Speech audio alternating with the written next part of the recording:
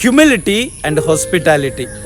Let Pope Francis says, it is in humility that we build the future of the world. I am reminded of a story. Once, a very wealthy man invited all the big shots, business people, and industrialists to his son's wedding. All the preparations were in full swing. On the wedding day, he ensured that no beggars or poor people were anywhere near his house or the wedding hall. The wedding party was a grand affair. During the banquet, one of the man's friends complained that there was a cockroach in a food item. Immediately, all the special guests stopped eating, left their plates untouched, and departed from the party hall. The rich man was so embarrassed and did not know what to do. Suddenly, he heard voices from the poor people thanking him for the delicious and lavish food. While the rich guests had hesitated, all the beggars, poor people, and hungry individuals from the surrounding area came and enjoyed the banquet. They all blessed the rich man before they left. It was then the rich man realized his mistake for having chased them away. He saw it as a lesson from God for his pride and arrogance. My dear friends, the moral is, pride can lift us up, but humility keeps us grounded and safe. Today's readings invite us to cultivate the virtues of humility and hospitality. Am I ready to be humble and hospitable? The first reading, taken from the book of Sirach, invites us to be humble and gentle in all we do. It teaches that true greatness comes not from a high position, but from a humble heart that is loved by God. It also warns us against the danger of arrogance. The second reading says, you have to come to the heavenly Jerusalem where angels and the righteous gather, and Jesus mediates a new covenant with his powerful redemptive blood.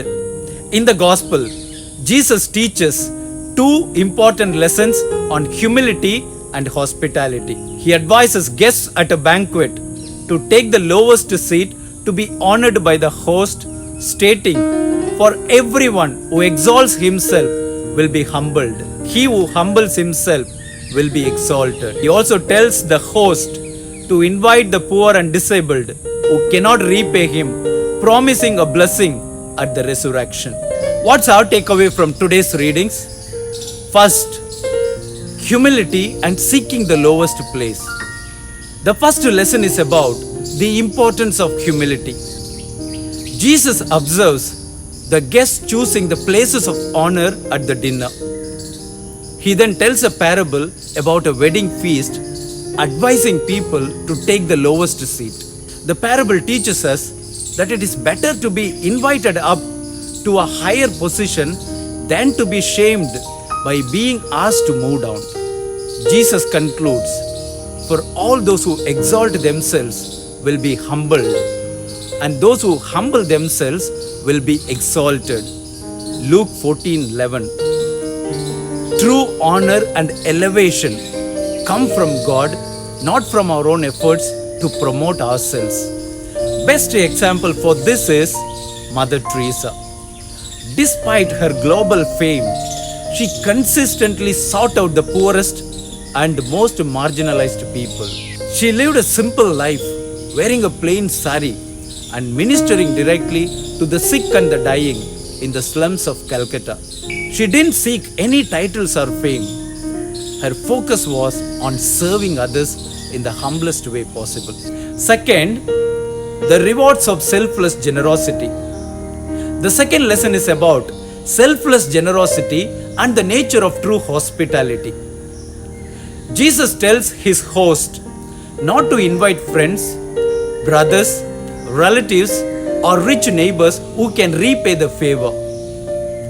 Instead, he instructs him to invite the poor, crippled, lame, and blind, those who cannot repay him.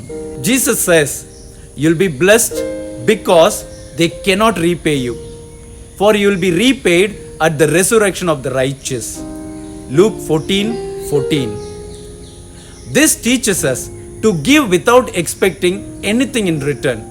The reward is not in a reciprocal gesture from people, but in a future blessing from God. A great example of this principle is Mahatma Gandhi. His work wasn't for his personal gain, but dedicated his life to the liberation of the Indian people, particularly the poor and untouchables. He lived among them, wore their simple clothes, and fought for their rights, knowing they could not repay him. Third, true greatness is found in service. The third lesson is that true greatness is found in service, not in social status. The entire gospel teaches us that true greatness is measured by humility and service, not by honor and power. Jesus himself is the ultimate example of this. As Philippians chapter 2 verse 7 to 8 says, he made himself nothing by taking the very nature of a servant. The passage in Luke 14 shows that the kingdom of God operates on an upside down principle. That is, the last shall be first, and the greatest among us are those who serve others. A powerful example of this is Martin Luther King Jr.